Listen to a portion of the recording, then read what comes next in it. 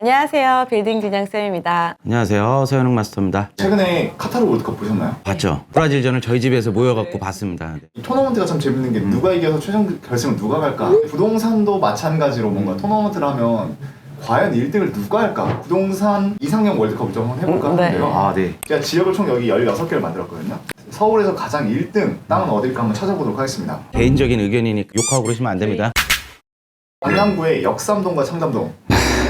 청담동. 당연히 청담동이죠. 왜 당연히 청담동이에요? 누구나 다 아는 사실일 것 같은데 그냥 고급, 럭셔리 딱 하면 청담동이잖아요. 신사동하고 청담동, 우리 한강 바로 인접해 있잖아요. 강남 시세를 끌고 가는 데거든요. 그리고 청담동 건물주분들은 희한하게 본인을 강남 건물주라고 하지 않아요. 청담동 건물주라고 하세요. 우리는 강남 건물주라고 하잖아. 청담동 분들은 그리고 여기까지 내려오지도 않으세요. 역삼동 오지 않으세요. 청담동만의 그런 자부심. 그럼요. 청담동에서 다 해결하시죠. 역삼동 하면 테헤란로가 깔려 있잖아요. 그렇죠. 그리고 업무 엄청난 중심. 건물들이 다 있는데 맞아요. 그런데도 역삼이 밀리나요? 아니죠. 그러니까 역삼동이 우리 강남에서 가장 큰 지역을 갖고 있어요. 9개의 블럭이 있고 이곳에는 이제 주거, 아파트와 업무, 테헤란의 빌딩들 그리고 상업 시설들이 다 질비해 있고 업무가 있으면 상업은 같이 들어가거든요. 그 다음에 가장 중요한 게 교육이 들어가 있어요. 보통 우리가 3박자를 맞추는데 교육까지 맞춰져 있거든요. 이 안에 이제 명품 파라쿤까지 이제 다 들어가 있는 거죠. 역삼동도 상당히 좋은 지역이에요. 꼬마 빌딩으로 생각을 했을 때 청담동이 더 멋있다. 개인 의견입니다. 이거 꼬마 기준입니다. 네. 그리고 꼬마 빌딩 건축 기준으로 말씀드리면 똑같은 연면적이라고 하더라도 역삼동보다는 청담동이 더 임대료를 더 많이 받을 수 있더라고요. 대표님 사무실이 네. 지금 청담이 아닌 역삼에 있잖아요. 저희가 청담동에 회사가 있었으면은 직원 채용이 안 돼요. 왜냐면은 청담동이 강남구청역과 청담역을 끼고 있는 역세권 7호선이 있지만 저희가 말씀드리는 그 명품 라인 쪽 그쪽은 이제 지하철역이 없어요. 직원들이 출퇴근하기가 되게 힘들거든요. 감성으로 오셔야 돼. 뭔가 이 회사에 대한 애착, 내가 청담동에서 일하고 있다는 자부심으로 와야지. 출퇴근 용이하고 이런 거 따지시는 분들은 이 청담동에 출퇴근하기가 힘들죠. 자, 이제 두 번째 대결인데요. 서초와 노년. 와 이거 5년.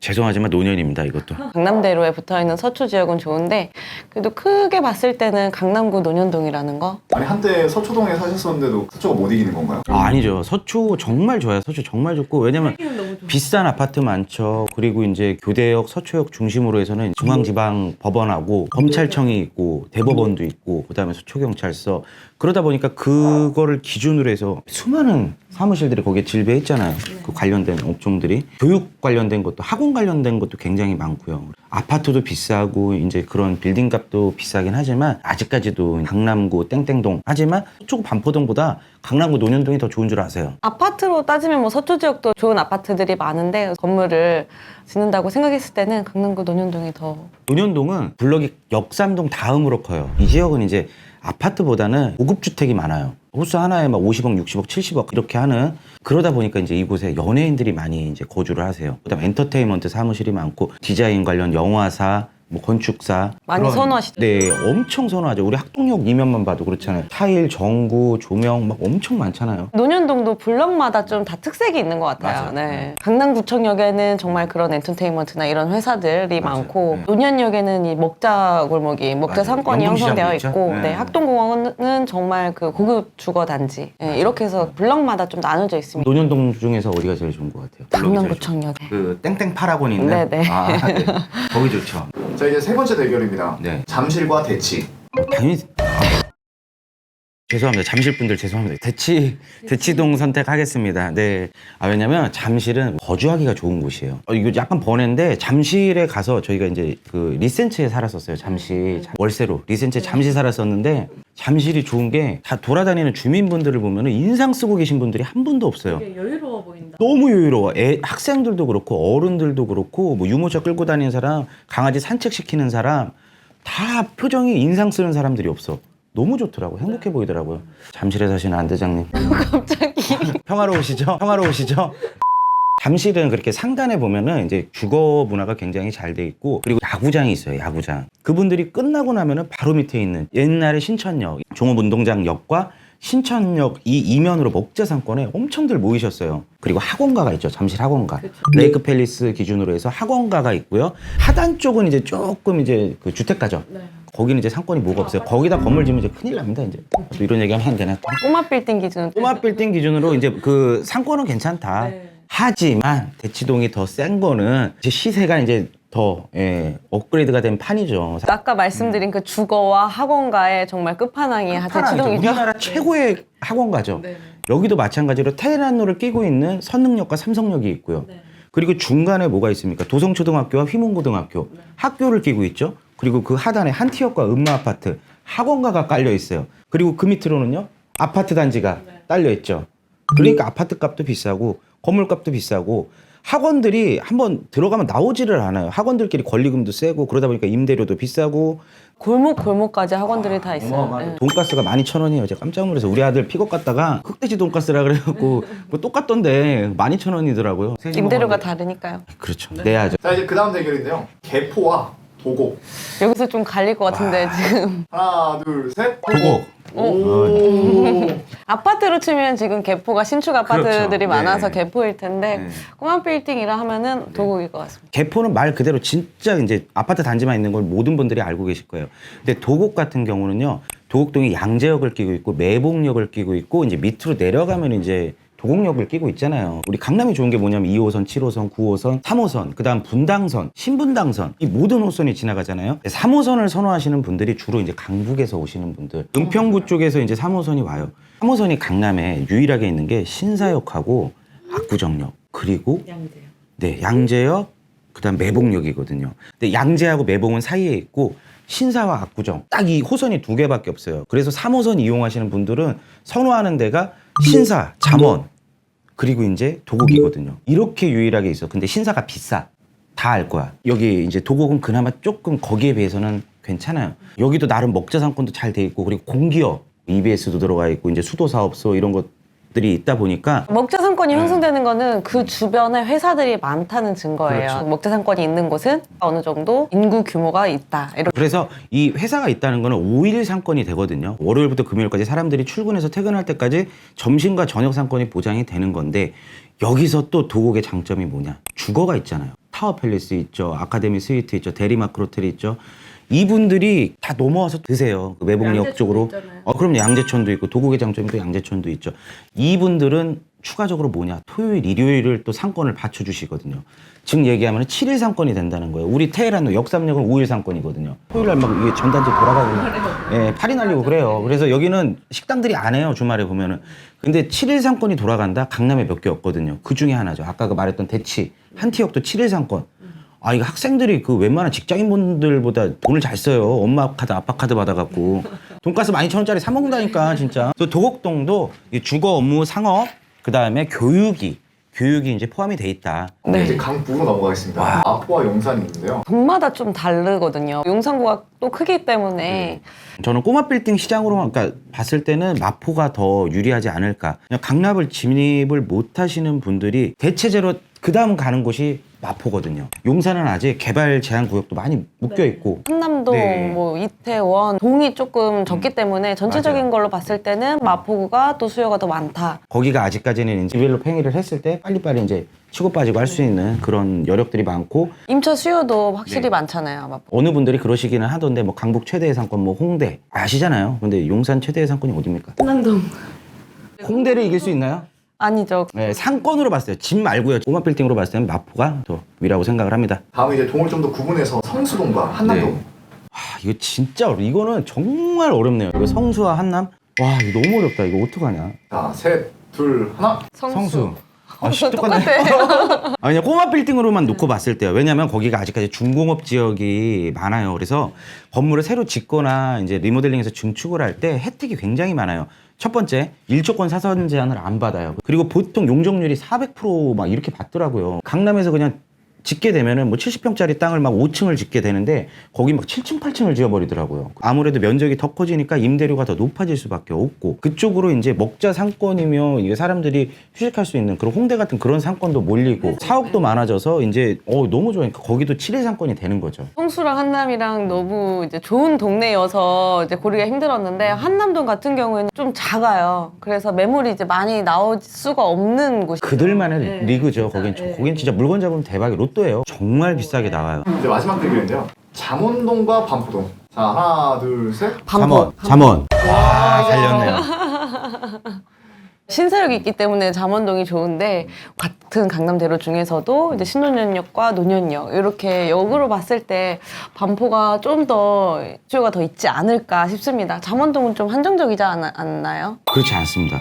꼬마 빌딩으로만 놓고 얘기를 하는 겁니다. 그리고 제가 말씀드리는 거는 강남대로를 기점으로 해서 바로 서쪽에 위치해 있는 잠원동과 반포동을 놓고 얘기하는 거예요. 그 옆으로 넘어가서 아파트 얘기하는 거 아닙니다. 저는 잠원동을 선택한 이유가 그거예요. 반포동이요. 그 신논현역과 논현역을 끼고 있지만 이 옆으로 블록을 봤을 때 제가 좀 싫어하는 요소가 한 가지가 있어요. 언덕이 너무 심해요.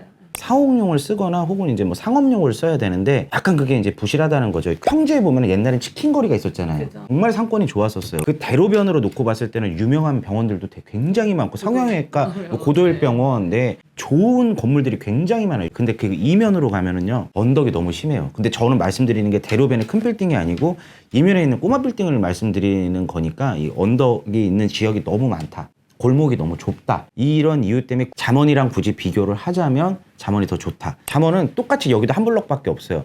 물론 이제 신사역과 논현역을 끼고 있지만 언덕도 있기는 있어요. 하지만 반포보단 덜해요. 그리고 상권이 구석구석 잠원이 더 활성화가 많이 돼 있어요. 잠원은 이제 신사의 대체제로 좀 많이 이제 임차인들도 많이 넘어오시는 곳이거든요. 신사동이 큰형님이면 우리 잠원동은 작은 예, 막내 동생이죠. 막내 동생. 3호선을 대체할 수 있는 곳이 그 잠원밖에 없거든요. 그러다 보니까 신사가 뭐 월세가 같은 평수인데 300이다. 그럼 잠원에서 한 220, 30이면 들어갈 수 있거든요.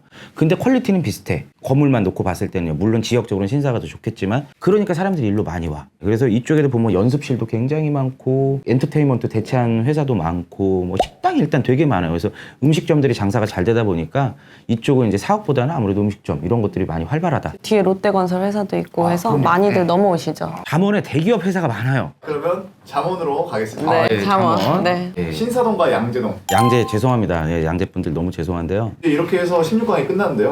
총 8강전 시작하도록 하겠습니다. 네. 청담과 논현. 하나, 둘, 셋. 청담입니다. 네. 압도적입니다. 대상이 안 되죠. 그럼 자 이제 대치와 도곡이 남았는데요. 대치와 도곡 어디가 더 좋을까요? 이게 아까도 말씀드렸지만 같은 성향을 가지고 있어요. 주거, 업무, 상업, 교육 이 네 가지가 같은 성향을 갖고 있는데 대치가 훨씬 지역적으로 더 규모가 크고 메이저를 많이 끼고 있죠. 강부로 올라가서 네. 마포와 성수. 이게 성수네요. 이거는 아까 마스터님께서 강북 최대 상권 어디야? 했을 때 홍대 있고 이렇게 외쳤잖아요. 맞아요. 땅값으로 봤을 때 성수동이 훨씬 비쌉니다. 네, 강남이랑 훨씬 거의 비싸요. 비슷해요. 비싼 이유가 뭐가 있나요? 우선 강남하고 접근성도 좋고요. 용적률이 400%이기 때문에 좋은 건물들을 많이 신축하고 젊은 기업들이 많이 들어가게 되면서 많이 올랐어요. 대기업도 많이 들어갔어요. 결정적인 게 갤러리아 포레나 프리마제나 하이엔드 주거 시설들이 거기에 들어가면서 서울숲이 개발이 되고 이런 하이엔드 주거 공간, 업무 공간, 상업 공간 진짜 우리나라에서 남양으로 한강뷰를 바라볼 수 있는 진짜 고급 하이엔드 주거 공간과 그런 시설들이 다 그쪽에 밀집이 되면서 집가가 정말 많이 상승했어요. 강북 최대 상권 뭐 이렇게 홍대라고 얘기는 할 수 있는데 씀씀이가 달라요. 몇만 원짜리 이자카에서 아껴가면서 그 친구들끼리 돈 모아서 술 먹는 거랑 여기는 연인들이 오고 하이엔드 주민들이 오고 말 그대로 돈을 쓰려고 오는 사람들이에요. 저 깜짝 놀래 카페 가서 뭘 먹는데 메뉴가 둘이 먹는데 거의 4만 원이 나온 거예요. 근데 당연한 거야. 거기 사람들 그거 다 먹고 있더라고. 여긴 그냥 이렇구나. 이렇게 쓰는 사람들이 많구나. 그런 게 좀 차이점이 있는 것 같아요. 그다음에 이제 잠원동과 신사 형제 싸움인데. 큰형님이죠. 큰형님이 이거는 뭐 이기시죠. 자 이제 이렇게 이제 4강전까지 왔습니다. 청담, 대치, 성수, 신사 이 왔는데요. 청담과 대치. 똑같이 지금 이제 토지거래 허가구역으로 묶여있는 그렇죠. 예, 이거 진짜 이거 정말 어렵다. 이거는. 청담과 대치 어디를 투자하시겠습니까? 하나, 둘, 셋. 청담. 자 그럼 이제 성수와 신사 과연 어디가 이길까요? 하나, 둘, 셋. 신사. 최고의 강적 두 명이 만났는데 우리가 산다는 기준으로 하나, 둘, 셋. 청담.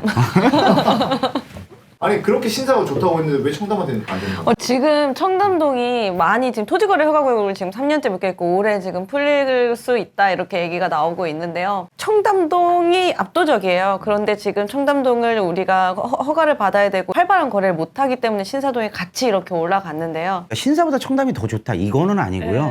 그냥 쉽게 말씀드리면 페라리냐 람보르기니냐 값은 똑같잖아요. 예, 그냥 두 개에서 저희는 그냥 람보르기니를 고른 겁니다. 네, 그게 청담이고요. 이게 어떠한 가치를 계속 두고 이렇게 선택을 하셨던 건지 한번 여기 마지막으로 좀 말씀해 주실 수 있으세요? 꼬마 빌딩을 기준으로 하자면 어쨌든 이게 임대료하고 큰 영향이 있잖아요. 꼬마 빌딩을 사는데 이제 요소가 주거, 업무, 상업, 교육 이 네 가지가 끼면은 저는 일단 최고 베스트라고 생각을 해요. 근데 여기서 이제 하나씩 빠지는 거죠. 근데 이게 빠질수록 이제 가치는 점점 떨어지는 거라고 저는 생각을 하고 마지막에 제가 청담을 골랐던 이유는 그냥 네임밸류. 청담동 건물주 해보고 싶어요. 아유 제가 평생 꿈입니다 진짜. 임차 수요가 받쳐질지 그리고 역세권일지 접근성이 좋을지 나중에 매각했을 때 매각이 될 수 있는 지역인지 그런 기준으로 선택을 해봤습니다. 네. 그리고 이 꼬마 빌딩 살 때는 항상 내가 얼마에 사서 이걸 어떻게 해야지 운영하는 것보다는 나중에 재매각할 때 내가 뭐 예를 들어서 한 70억 주고 샀어. 그럼 얘를 뭐 이렇게 행위를 해서 120억에 팔 수 있겠다는 확신이 들어야 되거든요. 지역 분석 사례, 실제로 그렇게 팔렸는지, 임대가 비싸게 맞춰졌는지 분석을 할 때 이 원픽이 됐던 이 청담동이 사실 압도적으로 그렇게 높잖아요. 건축비도 예를 들어 지금 평당 1,000만 원이라고 그러면 한 1,200, 1,300 들여서 고급적으로 지어놔. 정말 말도 안 되게 예술 막 꺾고 막 이렇게 휘고 막 이러는데도 그걸 예술적으로 인정을 해줘요. 그리고 그거에 맞게 비싸게 또 들어오세요. 근데 예를 들어서 양재에다가 그걸 해놨다 생각해요. 꺾고 막 구멍 뚫고 이런 안 맞죠? 네, 정서에 안 맞는 겁니다. 네, 그래서 저희는 이왕 돈 들이는 거 네, 청담에다 돈을 들여보고 싶습니다. 진짜 지하 한 2층, 3층까지 파가지고 네. 우리 청담은 정말 지하에 3층까지 파는 것도 파야 많아요. 돼요, 진짜. 예. 아 잠깐만 이건 끊어봐. 반포는 까고 그래 지금. 아 지금. 아, 장원동 비싸다고. 장원동 1억 3천 주고 살 거냐고, 반포동 8천 주고 사라고. 아 그런 얘기. 네.